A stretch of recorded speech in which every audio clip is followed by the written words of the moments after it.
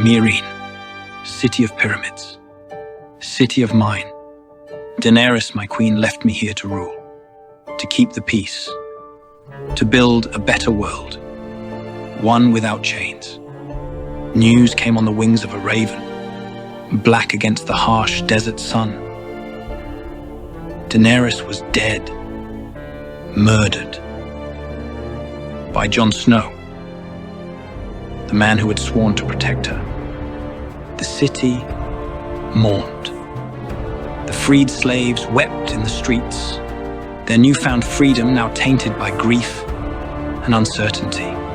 The old masters, with eyes gleaming like predators, saw opportunity in the chaos. They whispered in the shadows, and those whispers demanded a voice, a council.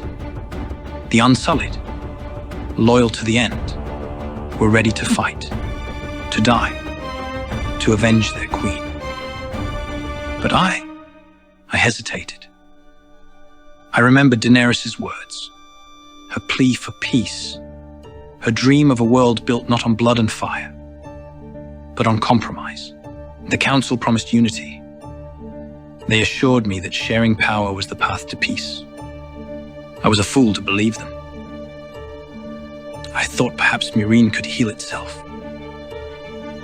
that the scars Daenerys and I had left could fade. But power shared is power lost, and the masters never intended to relinquish control. It began subtly. A law overturned here, a privilege reinstated there. The old ways crept back in like a sickness, infecting the city I swore to protect. The masters used their influence and riches to sway public opinion, turning gold into loyalty and silence. The freed slaves, divided and disillusioned, became pawns in the masters' games, and peace crumbled like sand through my fingers. Before long, the streets ran red with the blood of innocents, and Meereen was under siege from within. Even the neighboring slave cities, sensing our instability, sent their agents and armies to fuel the fires. Leaving me helpless as everything Daenerys fought for turned to ash. I stood upon the steps of the Great Pyramid, my arak heavy in my hand, the city burning around me. The sky, a canvas of fire and smoke. The screams of the dying echoed in my ears. Then I felt a blade pierce my back, its cold steel a welcome embrace. But in the darkness of my death, a fire consumed me, not with heat but with revelation. I was shown a vision, not one of prophecy, of what was yet to come, but a vision of a memory, an echo in time, of a road not traveled, of two paths diverging in the flames. What if I had done something differently? A path I thought I had lived, but hadn't. I saw myself kneeling before a brazier, my gaze lost in the dancing flames. I was a weak man, blinded by grief and by sentiment, a king without a crown, a butcher without a knife, stabbed in the back because of a foolish dream. And then, another vision. I wore a crown upon my head. I was a king. The flames flickered and died out, leaving behind nothing but smoldering embers, the scent of smoke, and clarity. I recalled a conversation with Daenerys long ago. On the day of the great games, I had told her, gather all the great masters, and wise masters, and worthy masters you can find, and slaughter them all. She looked at me then, her violet eyes filled with disappointment, and told me she was a queen, and not a butcher. But I understand now, just as I had understood then. All rulers are either butchers or meat, and I would be the butcher. Emerging from the vision, I knew what had to be done. There would be no council. There would be no compromise, no sharing of power. I would rule, alone. When I agreed to their demands, the masters were like children at a candy store, their eyes wide with hunger, their laughter as hollow as their promises. They danced in the streets, their silks fluttering like the flags of the victory they thought they had won. They flocked to the great games I held, in honor of the newly formed council, eager to reclaim their city. They cheered, they feasted, they died. I ascended the steps of the Great Pyramid, the blood of my enemies staining my hands, and I claimed my throne. The city prospered, the slave trade was crushed, but a king cannot rule alone.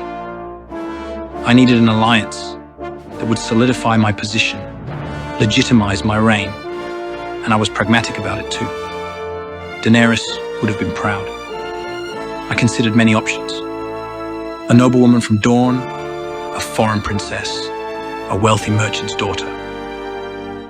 But none felt right.